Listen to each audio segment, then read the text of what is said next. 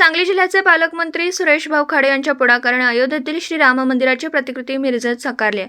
मिरजेतील प्रति अयोध्या नगरीमधील श्रीराम मंदिरात राम, सीता, लक्ष्मण आणि हनुमान यांच्या मूर्ती ठेवण्यात आल्या आहेत। या मूर्तीच्या समोर एक कलशही सांगली जिल्ह्याचे पालकमंत्री सुरेश भाऊ खाडे यांच्या हस्ते ठेवण्यात आला। अनेक जण प्रभू श्रीराम यांचे दर्शन घेऊन नतमस्तक होतात। अनेक जण समोर ठेवलेल्या कलशाकडे पाहून नमस्कार करतात। मात्र अनेकांना असा प्रश्न पडला की या कलशामध्ये नेमकं काय आहे।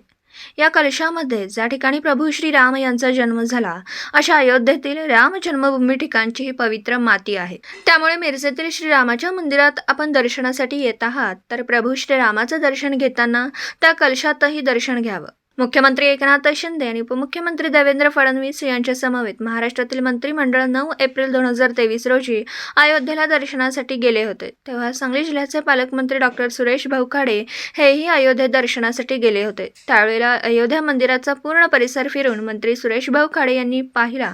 अयोध्येतील शरयू नदीची पूजा मंत्री सुरेश भाऊ खाडे यांनी केली।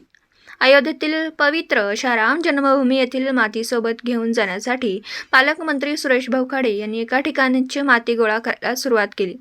त्याच वेळेला एक महाराज जवळ आले आणि त्यांनी सुरेश भाऊंना सल्ला दिला, तुम्ही येथील माती घेऊ नका, समोरचं जे ठिकाण दिसतं आहे तेथील माती घ्या, तोच परिसर म्हणजे प्रभू श्रीराम यांचं जन्म ठिकाण आहे। मग लगेचच सुरेश भाऊंनी उठून महाराजांनी दिलेल्या सल्ल्यानुसार अयोध्येतील राम जन्म ठिकाणची पवित्र अशी माती घेऊन सांगलीला परतले आणि ती माती घरामध्ये जपून ठेवली। 2 दिवसापूर्वी मिरज शहरातून पालखीमध्ये ठेवलेल्या कलशाची शोभायात्रा काढली होती। श्रीराम जन्मभूमी येथील आणलेली माती अयोध्येतील श्रीराम मंदिराची प्रतिकृती साकारलेल्या मंदिरात प्रभू श्रीराम मूर्तीच्या समोर एका कलशामध्ये ठेवली आहे। राम जन्मभूमीच्या ठिकाणाहून आणलेल्या पवित्र माती लोकांच्या दर्शनासाठी ठेवण्यात आली आहे। अयोध्याचं रामलल्लांचं मंदिर बांधायला सुरुवात झाली त्यावेळी मी अयोध्येला गेलो होतो आणि अयोध्येला गेलो आम्ही मंदिरचं काम चालू होतं, पण प्रथमतः कसं काम चालते काय चालते हे बघण्यासाठी गेलो होतो आम्ही। आम्ही सगळा आनंद घेतला तिथं रामलल्लांच्या मंदिराचा। त्यावेळी अर्धवट होतं आणि त्यावेळेला येताना इच्छा माझी झाली की जिथं राम जन्मले तिथली माती घेऊन आपण जावावं।